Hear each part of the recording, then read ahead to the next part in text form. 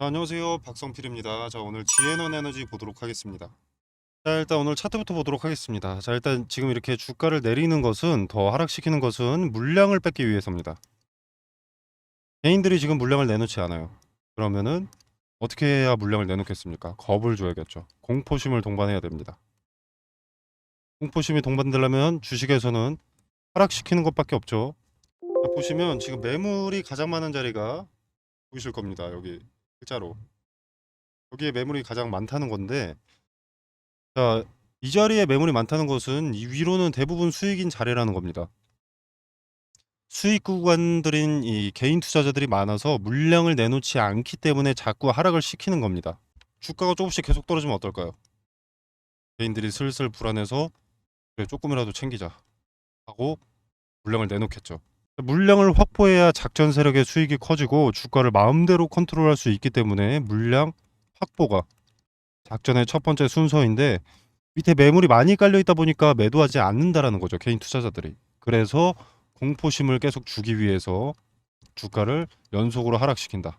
자, 그리고 이 밑에 있는 매물들을 제외하고 좀 보면은 이렇게 폭등한 때 여기만 좀 확대해서 보면 물량이 위에 쌓여 있습니다. 아이고, 물량이 이렇게 위에 쌓여 있죠. 근데 똑같은 맥락으로 위에 있는 사람들은 손실률이 너무 크기 때문에 오히려 매도하지 못합니다. 그러니까 위로도 아래로도 물량을 내뱉지 않고 있다는 거예요, 개인들이. 그래서 물량 확보를 못하고 있으니까 그냥 공포심만 살살살살 주는 겁니다. 작전 세력이 빠져나간 척 죽은 종목인 척 하고 있는 거죠. 그래서 제가 빠져나간 것인가 오비브를 봤는데, 뭐 여기까지 이렇게 오르다가 여기서 꺾이긴 꺾였습니다. 근데 여기서부터 다시 슬슬 올라가기 시작하죠. 자, 주가는 이렇게 하락하는데 OBV 지표가 횡보한다, 또는 우상향한다 라는 것은 매집하고 있다는 것을 암시합니다. 자, OBV 그냥 설명에도 대놓고 나와 있습니다. 자, 해석. 주가는 계속 하락하고 있지만 OBV는 횡보할 경우 조만간 주가 상승이 예상된다. 그러니까 얘네 물량 확보하려고 야금야금 모으고 있다는 게 드러난 겁니다. 우리가 그 흔적을 찾은 거죠. 자, 주도 주체가 물량을 확보하고 있다. 그러면 우리는 이 영상을 시청하시는 분들은 물량 간수하시면 되겠고요. 물량 안 뺏기시면 됩니다. 그리고 이제 얘네가 반등을 연출할 텐데 이때 우리가 고점에 털어 넘기면 되는 거죠. 아니, 고점에 세력이 털어 넘기기 전에 우리는 이쯤에 탈출을 해야겠죠. 자, 요 꼭대기에서 탈출하려는 전략은 상당히 위험합니다. 왜냐? 자, 주체 세력이 여기서 판다라고 가정을 했을 때 우리도 여기서 갑자기 이걸 보고 따라서 팔려고 한다. 근데 그럼 받아주는 사람은 개인 투자자밖에 없습니다. 자, 그렇기 때문에 이 주도 주체는 또 심지어 많은 물량을 확보하고 있겠죠. 이걸 여기서 터는데 우리의 거래가 여기서 체결될 수가 없습니다. 여기서 요 꼭대기에서 체결될 수가 없습니다. 그렇기 때문에 마이너스 3% 내지는 뭐 마이너스 4% 이런 데다가 매도를 걸어둬야 되는 겁니다. 위에서 세력의 이탈의 흔적을 포착했을 때. 사실 작전주기 때문에 다른 걸 볼 필요가 없습니다. 우리가 지금 공포심을 주는 이유를 알았고요. 물량 확보였죠. 그리고 그 자료를 뒷받침할 여러 가지 데이터가 수렴되는 상황입니다. 자, 그래서 우리는 지금 물량 간수를 해야 된다라는 것을 알았고 반등이 한번 나와 줄 수 있다는 것을 알고 있습니다. 그래서 우리가 이제 생각해야 될 것은 무엇이냐? 주가가 어떻게 될까? 오늘은 몇 프로가 될까? 이게 아니라 매도 타점에 대한 흔적을 찾는 것. 자, 한번 반등할 때까지 딱히 안 지켜봐도 됩니다. 일단 반등이 나오기 시작하면 그때 작전이 시작된 것이기 때문에 그때부터 이제 분봉을 들여다봐야 되는 거죠. 거기서 세력의 이탈의 흔적을 찾았다. 마이너스 3%. 바로 매도 주문 걸어놓는 겁니다. 자, 이건 전량 매도의 전략이고요. 내가 가진 주식을 지에너 에너지에 대한 주식을 전량 매도하겠다 라고 했을 때 이렇게 마이너스 3% 혹은 마이너스 5%뭐 이렇게 매도를 거는 거고요. 자, 분할 청산 가능하신 분들, 자, 만약에 여기가 꼭대기라고 가정을 합시다. 세력이 이탈할 자리. 아, 근데 여기 올랐다가 방 맞았다. 그리고 여기 거래가 실렸다. 팔릴 때. 그리고 또 다시 올라가는 듯 하더니 여기에 또 저항을 똑같은 자리에 맞았다. 그럼 자, 여기에는 1차로 분할 청산을 하는 겁니다. 이해되십니까? 자, 그렇게 1차 분할 청산을 하고 나서 다시 내려갔다. 여기서도 거래가 실렸고. 자, 근데 다시 올라갑니다. 그래서 여기서 저항받을 줄 알았는데 갑자기 많은 거래를 동반하더니 돌파합니다. 자, 그럼 여기서 분할 매수. 1차 분할 매수.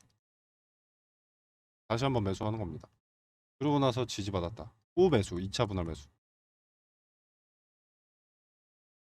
다가 반등한다. 그럼 또 여기는 꼭대기라고 가정을 해야 되기 때문에 여기서 다시 처음부터 시작하는 거죠. 여기가 되는 겁니다. 자, 이걸 반복하면 고수익을 가져올 수 있습니다.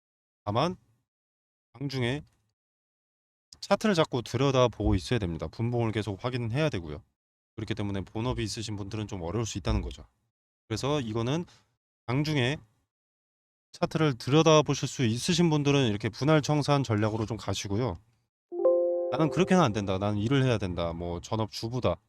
라고 하시는 분들은 꼭대기라는 것을 발견했을 때, 꼭대기에서 세력의 이탈을 발견했을 때 여기서 저항 맞는 것을 확인을 했다면 마이너스 3%, 마이너스 뭐 5% 이런 식으로 욕심 부리지 않고 전략 매도 하시는 걸 권유드립니다.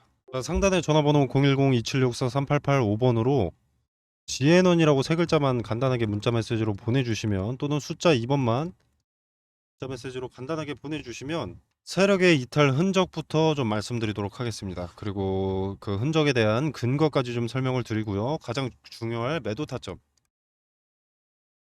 여러분이 전량 매도를 해야 될지 분할 청산을 해야 될지 여러분들 각자 비중에 따라서 그리고 상황에 따라서 달라지기 때문에 이 부분도 좀 함께 말씀을 해주시면 매도가 깔끔하게 말씀드리도록 하겠습니다. 자, 그리고 장중에 단타 가능하신 분들, 이런 작전주에서 단기적으로 말씀드렸다시피 고수익을 가져갈 수 있습니다. 단타가 가능하시면 또 매수가도 함께 말씀드리도록 하겠습니다. 지에너 에너지는 이제 크게 달리 볼 게 없습니다. 매도 타점만이 중요합니다. 이제부터는 세력과의 눈치 싸움만이 중요하다라는 거죠. 과한 욕심보다는 냉정하고 현명하게 투자할 수 있다면 작전 세력이라는 버스에 무임승차가 가능한 겁니다.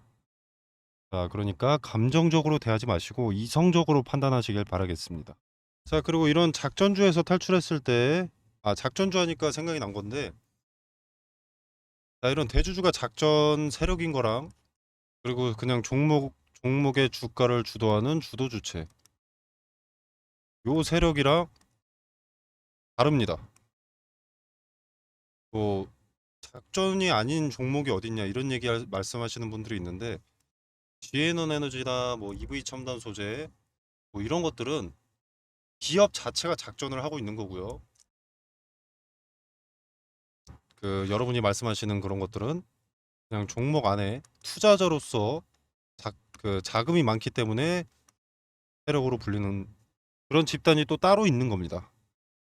그래서 모든 종목의 세력들은 있지만 지에너 에너지나 EV 첨단 소재 같은 경우에는 기업 사냥꾼이 작전을 하고 있다는 뜻입니다. 아무튼 이런 작전주에서 탈출했을 때 이제는 재무도 탄탄하고 전환사채나 유중으로 장난치는 작전주가 아닌 기업의 가치가 높은 매력 있는 종목에 투자를 하고 싶다, 이런 말씀들을 많이 하시는데, 뭐 물론 작전주인 걸 알고 매매하신 분들도 계십니다. 자, 근데 뭐 당연히 작전주인지 모르고 매매하셨던 분들이 훨씬 더 많죠. 자, 그것 때문에 에너지 소모가 심해서 요새 탄탄한 기업을 추천해 달라는 분들이 많아졌습니다. 자, 우리가 많은 흔적을 포착을 했기 때문에 주가를 알아서 올려줄 거고, 이제 우리는 매도만 잘하면 쉽게 수익을 가져갈 수 있습니다. 자, 여기서 발생한 기회비용을 지금 같은 기회장에 이제 낭비할 이유가 없습니다. 자, 그래서 기회비용 살려서 어떤 종목을 매수해야 되는지, 그리고 종목 선정 방법에 대해서 말씀을 드리도록 하겠습니다. 자, 일단 종목을 선정할 때는 핵심 키워드가 테마입니다. 그리고 이 테마를 알려면 세계 경제에 관심을 파악을 해야 되고요. 세계 경제가 어떤 것에 관심을 갖느냐.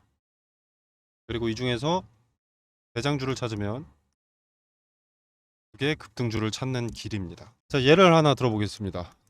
자, 우리 코로나가 터졌을 때 전 세계가 주목을 했죠. 자, 코로나에 공통적으로 필요한 것 네 가지가 있습니다. 마스크, 진단키트, 치료제, 백신. 자, 우리나라의 병상이 잠깐 수혜를 본 적이 있었는데, 자, 병상 같은 경우에는 뭐 일단 확진자 수가 국가별로 다릅니다. 그리고 땅덩어리도 다르죠. 자, 그래서 이런 것은 포함될 수 없습니다. 전 세계가 공통이 되는 요 네 가지만 수혜를 받을 수가 있었던 거죠. 자, 그래서 요 네 가지의 테마만 대장주가 될 수 있었습니다. 급등할 수 있었습니다. 자, 그리고 다른 예를 한번 들어보겠습니다. 러시아와 우크라이나가 전쟁이 났습니다. 자, 근데 이 두 국가는 곡창지대입니다. 세계로 곡물과 사료를 수출하죠. 자, 그래서 곡물과 사료 테마가 상승을 했는데, 자, 이로 인해서 우리의 필수 소비재인 식자재 값이 올랐습니다. 뭐 파라던가 뭐 계란이라던가 돼지고기라던가 뭐 등등 이런 게 올랐습니다. 자, 그럼 전 세계인들이 관심을 가질 수밖에 없는 거죠. 자, 그래서 핵심 테마가 됐는데, 이 값이 오른다는 것은 또 관련 수혜주의 매출과 이익이 증가합니다. 일단 만약에 한 개를 100원에 팔았다. 근데 갑자기 이런 전쟁 때문에 한 개에 400원이 됐습니다. 곡창지대의 수출길이 끊겨버렸으니까. 그럼 여기서 300원의 차익이 발생하죠. 이것도 원래 이익일 텐데 300원의 추가 차익이 생기는 겁니다. 자, 그렇기 때문에 곡물과 사료에 수급이 몰렸고 주가가 폭등을 보여줬었던 거죠. 자, 그리고 지금은 전기차의 빠른 성장으로 2차 전지가 강세입니다. 현재 진행 중이고요. 자, 지금 미국의 인플레이션 감축법이 핵심입니다. 자, 원래 인플레이션 감축법이 이 기존에는 중국에서 광물을 만약에 받게 되면 전기차 보조금 혜택을 지원해 줄 수 없다는 게 인플레이션 감축법 핵심이었습니다. 자, 근데 이번에 세부 지침을 변경하면서 중국에서 광물을 받더라도 FTA 체결국에서 가공을 한다면 전기차 보조금 혜택 지원해 줄게 라고 변경을 한 겁니다. 자, 그래서 지금 수면 위로 떠오른 것들이 원자재 가공 기업이죠. 중국에서 받아도 FTA 체결국에서 가공하면 되니까. 자, 그래서 2차 전지의 구성을 보면 대표적으로 양극재, 음극재, 그리고 전해질, 분리막, 동박이라고 있습니다. 자, 근데 양극재와 전해질은 이미 많이 올랐죠. 계속 오르고 있고 이제 이 수혜 기업들이 언론에 이미 노출이 되어 있습니다. 자, 처음에 인플레이션 감축법 세부 지침이 변경됐을 때 대부분의 투자자들이 그러면 지금 당장은 2차 전지, 그 중에서 비중이 높은 양극재, 양극재의 핵심 광물인 리튬 가공업체가 수혜를 보겠구나 하면서 리튬 관련주만 부각이 좀 됐지만 음극재라던가 분리막, 동박 같은 경우에는 관심을 전혀 못 받았죠. 얘네는 후발 수혜 종목이 되는 겁니다. 여기서 누가 대장주인지만 찾아내면 양극재, 전해질을 제외한 음극재나 동박, 분리막은 먹을 게 차고 넘친다는 거죠. 2차 전지는 이 양극재나 전해질만 있다고 되는 것이 아니기 때문에 인플레 감축법에 뒤늦게 수혜를 보게 된다는 겁니다. 자, 그리고 지금 일부 증권사에서 2차 전지의 수급이 이동될 것이다. 뭐 제약바이오라던가 뭐 AI, 로봇 이런 곳으로 이동이 될 것이다. 수급이 라고 하는데, 자, 일단 2차 전지 섹터에는 이미 수백조 단위의 투자가 진행이 됐습니다. 전 세계적으로. 그리고 이후로도 수백조가 넘는 규모의 투자가 진행될 예정이고요. 자, 무슨 말이냐? 일로 수급이 이동될 수는 있습니다. 당연히. 자, 그러나 이미 투입된 돈들이 많기 때문에 돌고 돌아서 2차 전지로 다시 수급이 몰린다는 거죠. 자, 이때도 양극재와 전해질만 관심을 받을까요? 이 두 가지가 2차 전지의 전부가 아닌데. 자, 종목은 이런 식으로 찾는 겁니다. 미리 많은 물량을 확보한다면 큰 돈이 되는 거죠. 자, 그리고 지금 미국의 인플레이션 감축법 때문에 주가가 이렇게 움직이는데 유럽의 핵심 원자재법도 당연히 주식시장을 뒤흔들 핵심 내용이 됩니다. 자, 일단 기존의 2차 전지 점유율 압도적인 전 세계 1위가 중국의 CATL입니다. 자, 근데 인플레이션 감축법이나 유럽의 핵심 원자재법이나 둘 다 중국을 겨냥한 법안이기 때문에 여기에 대한 반사 이익을 차순위 2차 전지 점유율을 보유한 국내 기업이 받는다라는 거죠. 한국 기업에게는 다시 없을 기회가 되는 겁니다. 자, 그러면 국내 기업도 물 들어올 때 노를 저어야겠죠, 당연히.